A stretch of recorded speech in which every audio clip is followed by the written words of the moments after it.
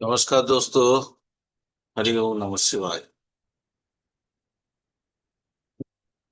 पश्चिम बंगाल में बहुत दिनों से एक इच्छा थी कि मतलब आ, एग्जैक्ट इसके बारे में मंडेन एस्ट्रोलॉजी या मेदिनी ज्योतिष का कुछ चीजें बताएं। आ, चलिए आज हम आ, पहला पार्ट स्टार्ट कर रहे हैं। और ये पहला पार्ट जब स्टार्ट कर रहे हैं, हम आपको कुछ बताना चाहेंगे आज। देखिए, ऐसे पश्चिम बंगाल का जो जन्मदिन है वो मैं आपको शेयर कर देता हूँ थोड़ा सा,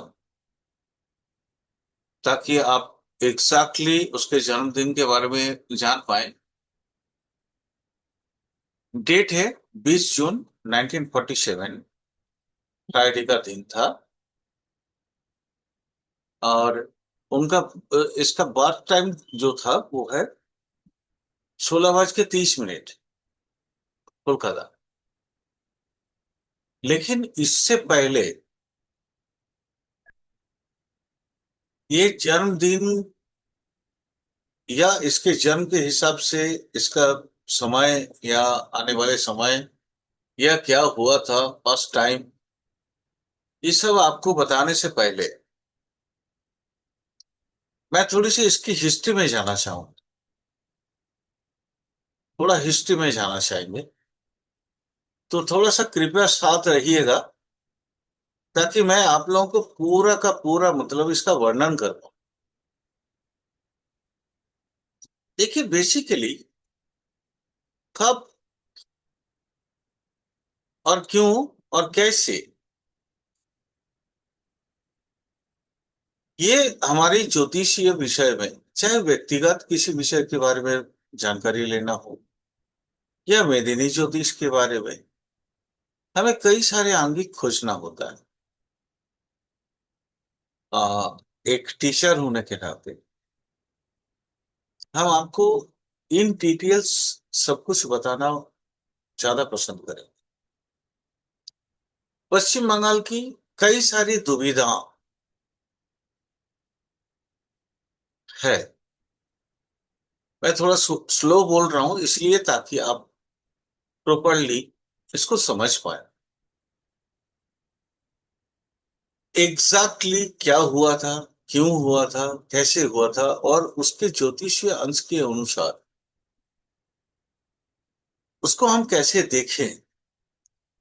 कोई भी, जैसे मान लीजिए किसी एक्स वाई जेड के बारे में जब हम जानना चाहते हैं, उसके जन्म समय, जन्म स्थान और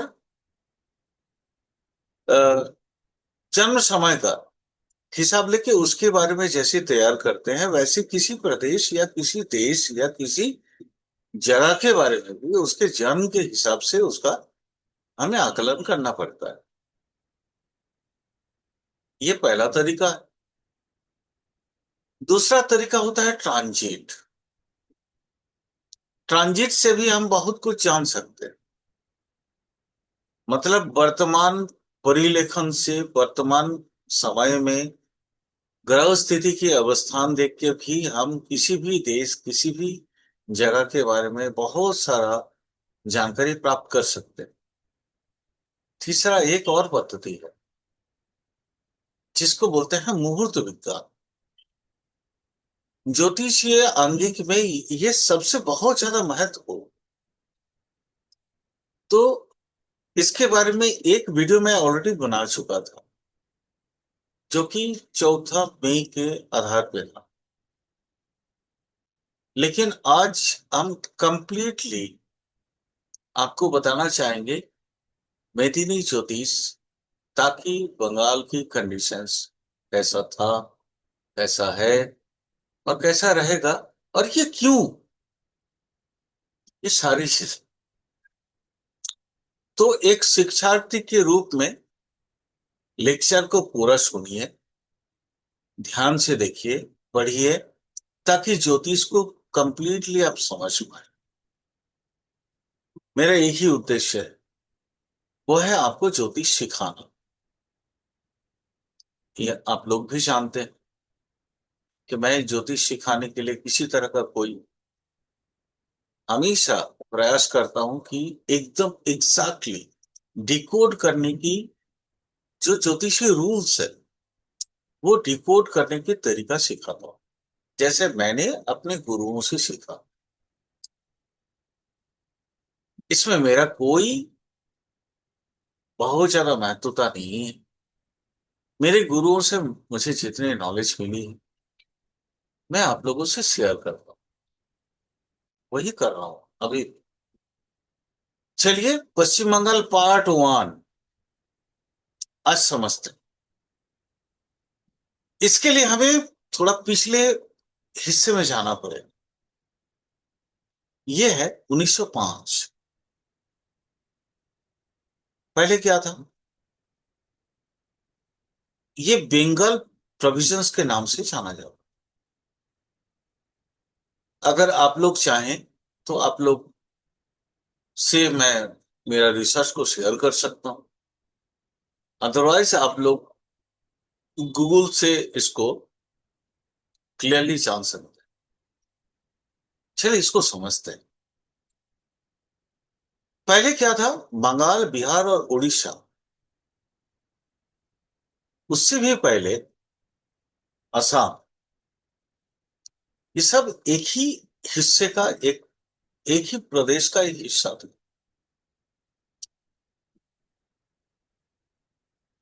1905 में लॉर्ड कार्जन, वो भारतीय स्वतंत्रता संग्राम की इतिहास का एक अत्यंत घातक समय माना गया है इसको। ब्रिटिश गवर्नमेंट उस समय का जो था वो प्रशासनिक सुधार की संज्ञा देने के बाद बंगाल को विभाजित करने की प्रयास किया। बेसिकली ये जो ब्रिटिश गवर्नमेंट था वो राष्ट्रवाद को कुचलने की प्रयास थी।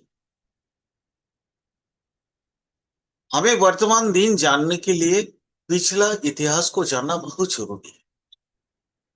इसलिए मैं थोड़ा सा पिछला इतिहास आप लोगों से शेयर करना चाहूंगा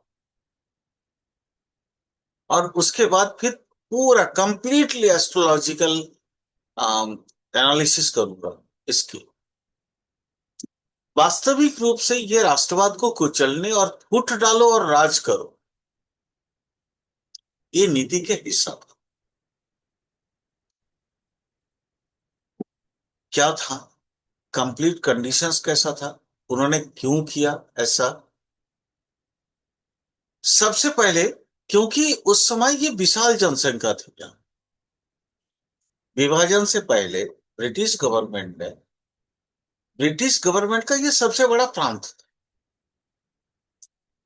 जिसकी आबादी लगभग 8 करोड़ थी उस समय। और इसकी भौगोलिक अगर सिचुएशंस को हम देखें, भौगोलिक विस्तार को अगर समझें, तो पश्चिम बंगाल, बांग्लादेश, बिहार, उड़ीसा और असम के कुछ हिस्से इसमें शामिल थे। परंतु सबसे मुख्य बात थी इसकी राजनीतिक जो केंद्र था, राजनैतिक केंद्र अगर हम इसको बोले अधिक महत्वपूर्ण होगा, वो है तत्कालीन समय का था कलकत्ता, कलकत्ता। अधुना समय में वो कोलकाता। उस समय भी कोलकाता के नाम से ही जाना जाता था। ब्रिटिश ने इसको कलकत्ता बोला था, जो कि हम अगर हिंदी में बोले तो कलकत्ता के नाम से। ये पूरे भारत की राजधानी थी उस समय और ये राष्ट्रवादी गतिविधियों का मुख्य केंद्र था। अब ऐसा किया क्यों उन्होंने? ऐसा करने के प्रयास क्यों किया? किया तो नहीं है, 1905 में तो ये संभव नहीं हो पाया था, क्योंकि आपने इतिहास में इसको जरूर पढ़ा होगा। ब्रिटिश का तर्क था कि प्रशासनिक सुविधा के लिए लॉर्ड कार्जन, ये उन्होंने ऑफिशियली ये दावा किया था कि इतने बड़े प्रांत का शासन अकेले एक उपराज्यपाल यानी लेफ्टिनेंट गवर्नर के माध्यम से संभव नहीं है। ये उनका तर्क था, लॉजिक था। परंतु वास्तविक उद्देश्य कैसा था? वास्तविक उद्देश्य को अगर मैं ना बोलूं तो मैं एक राजनीतिक चाल बोल सकता हूं। इसका बेसिकली था, बंगाल में तेजी से पनप रही थी उस समय भारतीय राष्ट्रीय चेतना और एकता को, राष्ट्रीय चेतना और एकता, ये जो पनप रही थी उस समय, जिससे ब्रिटिश गवर्नमेंट डर रहा था, डर गया था, उसको कमजोर करना था इसको। तत्कालीन जो गृह सचिव H रिसली, ये आप इतिहास में इसको पाएंगे रिसली रिपोर्ट के नाम से। रिसली के अनुसार ये जो कंडीशंस था, ये था अविभाजित बंगाल एक बड़ी ताकत है। विभाजित होने पर ये अलग अलग दिशाओं में दिखेगा या अलग अलग दिशाओं में खींचेगा। ये था वो जो मैंने बोला, डिवाइडेड एंड रूल्ड, बांटो और फुटा। लॉर्ड कार्जन ने 20 जुलाई 1905 को विभाजन की आधिकारिक घोषणा की और 16 अक्टूबर 1905 को पूरी तरह से लागू किया गया। प्रांत को दो हिस्सों में बांटा गया था। कौन कौन सा पूर्व प्रांत था? पूर्वी बंगाल और असम। इसमें क्या था? ढाका, चटगांव और राजशाही, इसमें इसके अंदर शामिल किया गया। ये बेसिकली मुस्लिम बहुसंख्यक, हिंदू और मुस्लिम का ये जो विभाजन आप लोग अभी भी देखते हैं, ये ब्रिटिश का चाल। मुस्लिम बहुसंख्यक क्षेत्र जो, वो एरिया का राजधानी ढाका बना। और दो हिस्सा, एक तो पूर्वी बंगाल और असम एक हिस्सा में, और पश्चिम बंगाल, जिसमें आधुनिक पश्चिम बंगाल, बिहार और उड़ीसा शामिल थे। ये एक हिंदू बहुसंख्यक क्षेत्र था जिसकी राजधानी जो है कलकत्ता रही। लेकिन ये जो 16 अक्टूबर 1905 में जो उन्होंने ऑर्डिनेंस जारी करके इसको बांटने की प्रयास किया, यहां पे हिंदू और मुस्लिम दोनों संप्रदाय के लोग इकट्ठे हुए। और इसका मुख्य अगर मैं माने नाम लो तो एक रविन्द्रनाथ टैगोर, जिन्होंने अ, उन्होंने एक आह्वान किया हिंदू और मुसलमान को अटूट रखने की, या उनकी एकता, यूनिटी प्रदर्शन के लिए उन्होंने राखी दिवस मनाया था। सबसे पहले एक दूसरे के कलाई पे उन्होंने राखी राखी का धागा बना था। ये हिंदू मुस्लिम निर्विशेष था। दूसरा, विभाजन के खिलाफ देशव्यापी एक स्वदेशी आंदोलन की शुरुआत हुई, जिसमें मुख्य बिंदु क्या था? विदेशी वस्तुओं का वर्जन। जैसे मुख्य रूप से अगर मैं बोलूं तो आपका ब्रिटिश कपड़ा, और नमक, ये सब का बहिष्कार किया गया था। और भारतीय उद्योग, भारतीय शिक्षा, इस सबको बढ़ावा दिया गया। इसके अलावा एक और प्रयास था जो कि इसको बंग भंग के आंदोलन में शामिल किया गया था, वो है गीतों की गूंज। उस समय बंकिम चंद्र चटर्जी के द्वारा जो रचित वंदे मातरम गीत, वो बहुत काम का साबित हुआ। वंदे मातरम सुजलम सुफलम मलयज शीतलम इत्यादि, ये जो वंदे मातरम की जो गीत, ये गीत मनुष्य में इतनी अधिक प्रभाव मतलब रखा कि लोग जो है ना अपनी मातृभूमि को अलग नहीं करना चाहते। इसके अलावा रविन्द्रनाथ टैगोर का भी एक गाना है, एक उनके द्वारा रचित एक गीत है, अमर गीत है, अमार सोनार बांग्ला। ये क्रांतिकारियों का मुख्य नारे बन गए। और ये 16 अक्टूबर 1905 से लेके 1911 तक ये कंटिन्यू बना। राष्ट्रव्यापी भारी विरोध,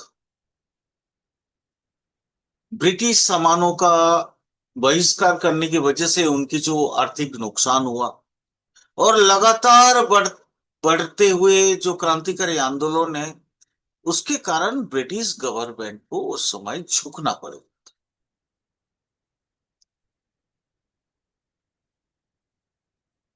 और अल्टीमेट क्या हुआ, 1911 में दिल्ली दरबार के दौरान ब्रिटिश सम्राट जॉर्ज पंचम ने बंगाल विभाजन को रद्द करने की घोषणा की। लेकिन चाल यहीं पे खत्म नहीं हुई, चाल तो चलती रही। उसके बाद क्या किया, भाषाई आधार पर पुनर्गठन का एक तरीका उन्होंने लाया। उसमें क्या है, भाषा मेन है, लैंग्वेज। भाषाई आधार पर नई प्रांत बनाए गए, जिसके तहत बिहार और उड़ीसा को बंगाल से अलग कर दिया।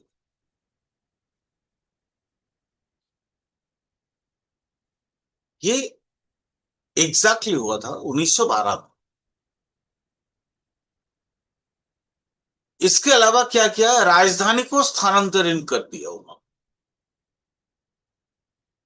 ब्रिटिश गवर्नमेंट ने कोलकाता से उसको लेके चले गए, कहाँ, राजधानी बनाए, कैपिटल बना दिए, कहाँ पे, दिल्ली में। भले ही 1911 में ये विभाजन वापस ले लिया गया, लेकिन अंग्रेज जितने थे, उनके जो फुट डालो और राज करो की नीति, डिवाइड डिवाइड एंड रूल, ये नीति ने हिंदू मुस्लिम के अंदर एक एक जो है ना, एक थीन लकीर डाल दिया। उस समय से ही, यूं समझ लीजिए, हमारी ये जो आज भी आजकल भी बोला जाता है ना, गंगा जमुना तहजीब, ये गंगा जमुना तहजीब वगैरह, ये बाद की बात आई।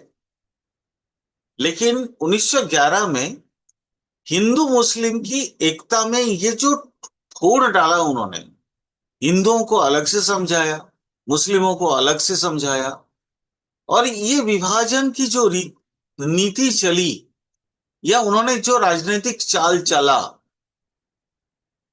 उसकी वजह से 1947 में बंगाल को एक और बार विभाजन का सामना करना पड़ा। डिटेल में आ रहा, लेकिन उससे पहले थोड़ा सा और भी चीजें बता दूं। 1912 में बंगाल को एक बार और विभाजित, जैसे मैंने बताया 1905 में एक बार बांटने की प्रयास किया, 1911 में उसको वापस लिया, भाषाई आधार पे 1912 में उसको अलग किया। बिहार और उड़ीसा को, चूंकि बांग्ला वो लोग नहीं बोलते हैं, इसलिए इसको बंगाल से अलग कर दिया। 22 मार्च 1912, ये डेट याद रखिएगा। बिहार और उड़ीसा दोनों को संयुक्त रूप से बंगाल प्रेसिडेंसी से अलग कर दिया गया और एक नया प्रांत बनाया। आ, आज आप लोग जानते होंगे बिहार दिवस 22 मार्च 1912 को मनाया जाता है, 22 मार्च को मनाया जाता है। 22 मार्च 1912 को इसलिए बिहार दिवस घोषित किया गया था। 22 मार्च आज भी बिहार दिवस मनाया जाता है। लेकिन वहीं पे भी भाषाई आधार पे अब उड़िया बोलने वाले अलग थे, हिंदी बोलने वाले या क्षेत्रीय बंगाली बोलने वाले, जिसमें मैथिली, भोजपुरी इत्यादि, ये सब अलग था। तो ये बोलने वाले, ये भाषाई आधार पे उन्होंने एक बार और बांट दिया। 1 अप्रैल 1936, 1936 के 1 अप्रैल को, जो कि बिहार से अलग कर दिया गया, उड़ीसा एक स्वतंत्र राज्य या प्रांत बना दिया। ये रहा 1912 से 1936 में, 1912 से लेकर 1936 के अंदर बंगाल की विभाजन की परिस्थिति। अब क्या हुआ, क्योंकि उस समय बंगाल का क्रांतिकारी आंदोलन इतना हाई में चला गया, इतना ऊंचाई चढ़ गया था, जिसकी वजह से ब्रिटिश गवर्नमेंट बंगाल से डरने लगी।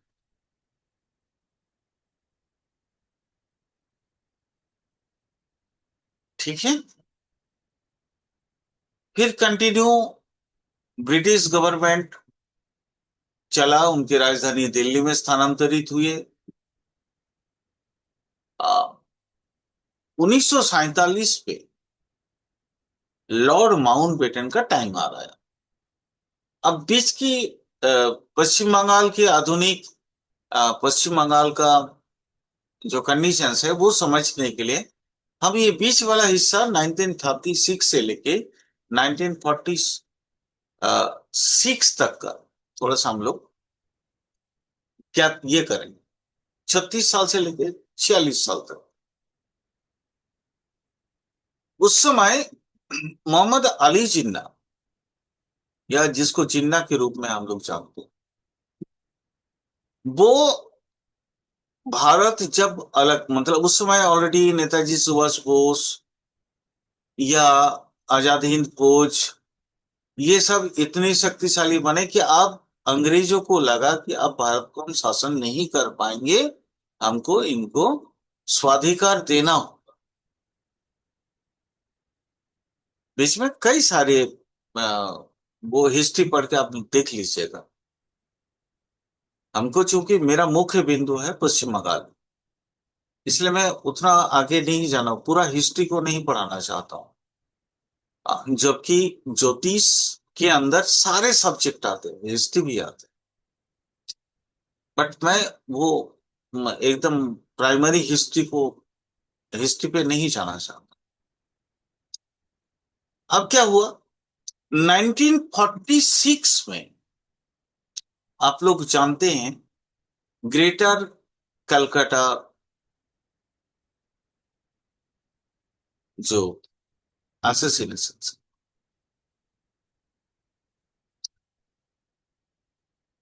मतलब एक बहुत बड़ा 1946 में एक बहुत बड़ा हिंदू मुस्लिम के अंदर, कलकत्ता के अंदर एक बहुत बड़ा राइट।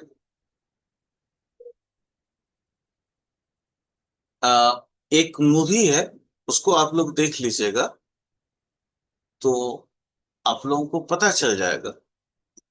बंगाल फाइल्स के नाम से वो मूवी है। बाकी हिस्ट्री आपको वहां से मिल जाएगी। अब हम चलते हैं 1940। देखिए, इससे भी पहले मैं थोड़ा सा आप लोगों को एक चीज और बताना चाहूँ। आधुनिक भारत का गठन कब हुआ? 26 जनवरी 1950। आधुनिक भारत का गठन कब हुआ? 26 जनवरी 1950। टाइम कौन सा है? 00:00 AM, मध्यरात्रि। जिस दिन भारतीय संविधान चालू हुआ था, लागू हुआ था, उस समय। तो भारत की जन्म, हम लोग दो दो भारत के, हमारे पास दो कुंडली होते हैं। एक होता है 26 जनवरी 1950, टाइम होता है मध्यरात्रि 00:00 AM, और स्थान होता है कोलकाता, पश्चिम बंगाल। इसकी लैटिट्यूड लॉन्गिट्यूड भी बता देते हैं आपको। 22 degree 34 minute north, 88 degree 22 minute east. ये बहुत महत्वपूर्ण है, बहुत ज्यादा महत्व। तो पश्चिम बंगाल का आधुनिक राज्य का जो गठन है, वो हम मानेंगे 26 जनवरी 1950, क्योंकि जन्म स्थान कोलकाता है पश्चिम बंगाल का। इसलिए लैटिट्यूड लॉन्गिट्यूड भी हमने दे दिया। लेकिन पूरा भारत का जो जन्म स्थान है वो है दिल्ली। 26 जनवरी 1950, समय 00:00 AM, मध्यरात्रि। जिस दिन संविधान लागू हुआ था, उस दिन भारत का भी जन्म। अच्छा, अब क्या है? ये तो भारत का एक जन्म दिवस है। दूसरा भारत का एक जन्म दिवस है 15 अगस्त 1947, जिस दिन कहा जाता है कि आजादी मिला, आजादी मिली थी। जिस दिन स्वतंत्रता, स्वतंत्र भारत, वो था 15 अगस्त 1947। समय वही 00:00 AM, मध्यरात्रि। पश्चिम बंगाल भी उस दिन स्वतंत्र हुए। तो पश्चिम बंगाल का भी अगर एक जन्म दिवस हम इसको माने, तो फिर तिथि 15 अगस्त 1947 को होगा। मैं इतना क्यों बता रहा हूं? ये इतिहास बताने के पीछे कई सारे कारण, कि हम कौन सा एग्जैक्ट डेट लें जन्म दिवस के हिसाब से, वो हमें समझना पड़ेगा। इसलिए मैं ये पूरा इतिहास का विस्तार से वर्णन कर रहा हूं। तो पश्चिम बंगाल का एक और जन्म दिवस हमें कौन सा मिला? भारत का जन्म दिवस के हिसाब से 1947, 15 अगस्त। समय 00:00 AM, मध्यरात्रि। पश्चिम बंगाल का जन्म कहाँ? कलकत्ता, पश्चिम बंगाल। वही, उसके लैटिट्यूड लॉन्गिट्यूड वही होंगे, अक्षांश या देशांतर। 22 डिग्री अक्षांश, 22 डिग्री 34 मिनट नॉर्थ, और देशांतर 88 डिग्री 22 मिनट ईस्ट। यह तिथि, ये भी पूर्वी और पश्चिमी हिस्सों में राजनीतिक बंटवारे का एक प्रतिनिधित्व करता, यह करती तिथि। एक और प्रॉब्लम, एक और जन्म दिवस हमें मिलता है। वो है जिस दिन बंगाल का सीमा आयोग या रेड क्लिफ लाइन बना था। पश्चिम बंगाल की भौगोलिक सीमा का आधिकारिक निर्धारण रेड क्लिफ रेखा की घोषणा के साथ हुआ था। और वो तिथि कौन सा था? 17 अगस्त 1947। और वो स्थान कौन सा? नई दिल्ली एंड कोलकाता। यहां पे एक चीज आपको समझना पड़ेगा। बंगाल की सीमा आयोग का के हिसाब से अगर आपको इसको कुंडली बनाना है तो इसके दो कुंडली बनेंगे। एक जन्म स्थान दिल्ली और एक होगा जन्म स्थान कोलकाता। तो यहां पे भी हमें बेसिकली इस जगह पे ये जो एरिया है, इस जगह पे हमको सिर्फ ट्रांजिट का महत्व लिया जा सकता है, गोचर का। तो हम सीमाओं के आधिकारिक निर्धारण के अध्ययन अगर हम करना चाहते हैं तो इस तिथि का मतलब 17 अगस्त 1947, उसकी ट्रांजिट को ले लेंगे तो ज्यादा महत्वपूर्ण।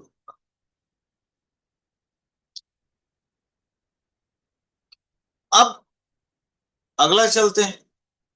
तो अब हम ज्योतिषीय गणना के लिए अगर एक सारांश सारणी बनाते हैं तो कौन सा आएगा? मैं आपको थोड़ा सा दिखाना चाहूं। देख लीजिए।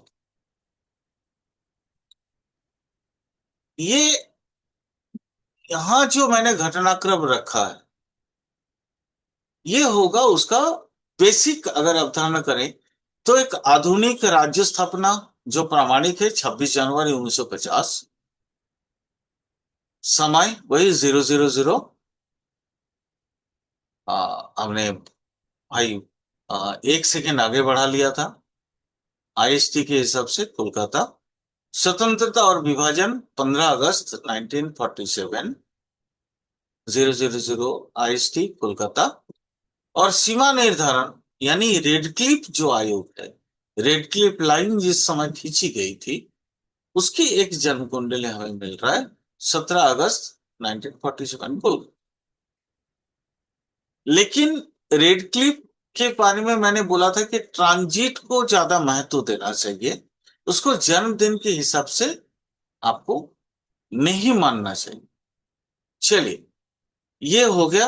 अब मैं थोड़ा सा आपको और डिटेल्स बताता हूं, फिर उसके बाद एग्जैक्ट घटनाक्रम में आऊंगा। आज एक और एस्ट्रोलॉजिकल डाटा अगर मैं आपसे बोलूं तो जो बेसिक जन्म हुआ था कब पश्चिम बंगाल का, जन्म या स्थापना का ज्योतिषीय अगर विवरण आपको दे दूं एस्ट्रोलॉजिकल डाटा, तो कब हुआ था वो ना। थोड़ा सा मैं फिर इतिहास पे जाना चाहूं। बंगाल विधानसभा का विभाजन या विधानसभा में जो विभाजन की ऐतिहासिक जो घटनाक्रम, उससे पश्चिम बंगाल का निर्माण हुआ था। और वो तिथि कौन सी थी? डेट था 20 जून 1947। यहां पे भी आपको जैसे होता है ना, हम लोग व्यक्तिगत किसी के बारे में जिस समय हम हॉस्पिटल में ले जाते हैं, अगर मान लीजिए आ, किसी गर्भवती को, उस समय तो जन्म समय नहीं माना जाता। जिस समय बच्चा, अगर व्यक्तिगत कुंडली के बारे में बात करें तो जिस समय बच्चा पैदा होने के बाद पहला सांस लेता है उस टाइम को बर्थ टाइम मानते हैं हम, ज्योतिषी के आधार पर। थोड़ी सी मैं 1947 20 जून की घटनाक्रम आप लोगों के समक्ष रखना चाहूँ। क्या हुआ था उस दिन? ना, सुबह 11 बजे जो विधानसभा, उसकी सेशन शुरू हुई और वो दोपहर को 1 बजे तक का विधानसभा का एक विशेष सत्र इस समय के दौरान आयोजित हुआ था। और मैं आपको बता दूं, 1 बजे, 1 बजे, दोपहर का 1 बजे एक मतदान संपन्न हुआ। एक मतदान संपन्न हुआ जिसमें बंगाल, अभी जो उस समय पूर्वी पाकिस्तान जो था और पश्चिमी बंगाल, ये पूरा हिस्सा ब्रिटिश गवर्नमेंट चाहता था, जिन्ना की इन्फ्लुएंस की वजह से, कि ये पूरा का पूरा चला जाए पूर्वी पाकिस्तान में। पूर्वी पाकिस्तान जो कि वर्तमान बांग्लादेश।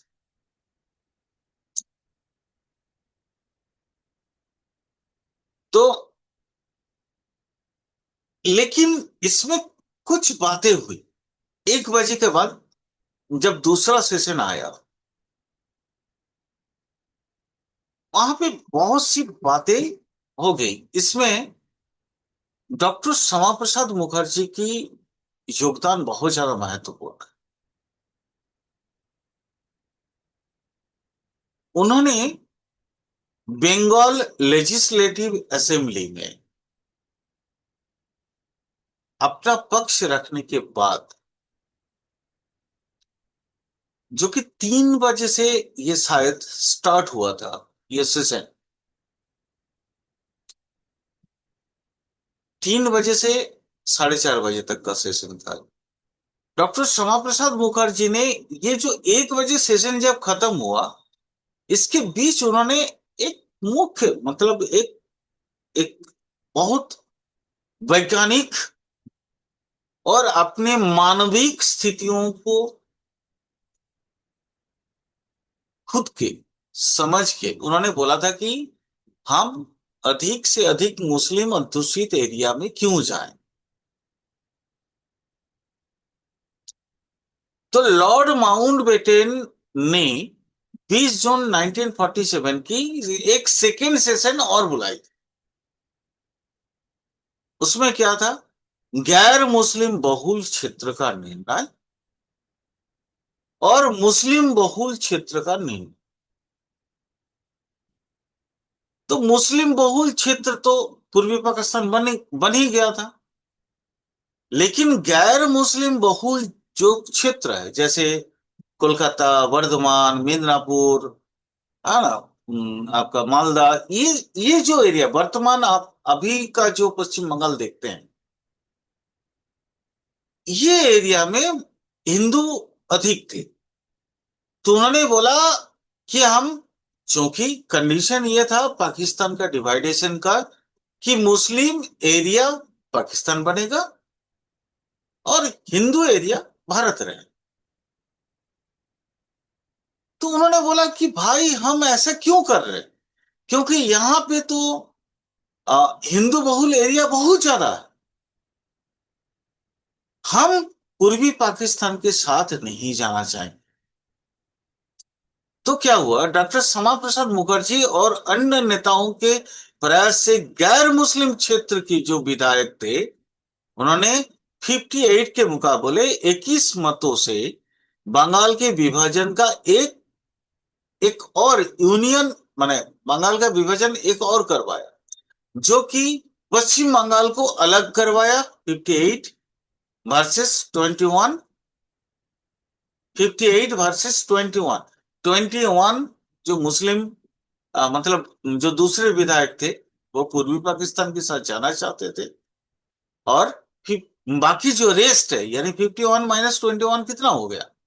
7 और 3, 37 versus 21, sorry, 58 versus 21, sorry, 58 versus 21। तो उन्होंने 58 जो ये थे, क्या बोलते हैं, अपना दूसरा जो विधायक थे, उन्होंने बोला कि नहीं, हम पूर्वी पाकिस्तान के साथ नहीं जाना चाहेंगे। हमको एक अलग प्रदेश चाहिए, हम भारत के साथ रहना चाहते हैं, यूनियन ऑफ इंडिया के साथ हम शामिल होने के फैसला करते हैं। तो 4:30 बजे रिजोल्यूशन साइन। यानी अगर हम, जो कि आपको शुरू में ही पश्चिम बंगाल की जो कुंडली दिखाई, 20 जून 1947 शाम को 4:30 बजे, 4:30 PM, ये ओरिजिनली पश्चिम बंगाल का जन्मदिन। ऐसे थोड़ा सा मैं ज्योतिषीय थोड़ा सा बता देता हूँ, फिर आगे नेक्स्ट वीडियो में आप लोग इसको और डिटेल में समझेंगे। 20 जून 1947 कोलकाता, 4:30 बजे के समय। चलिए मैं आपको दिखाता हूँ, इसको देखने से ही आपको समझ में आ जाएगा। सूर्य मिथुन राशि में था। मैं थोड़ा सा आप लोगों को दिखाता हूँ, आप लोगों को समझ में आ जाएगा।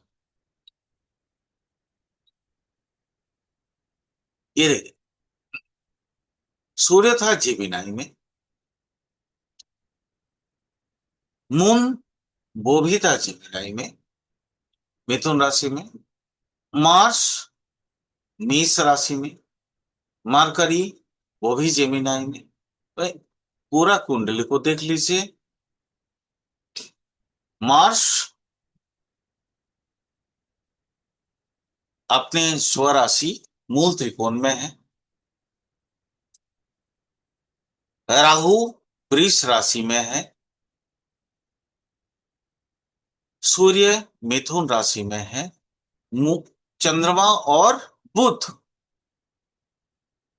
मिथुन राशि में है।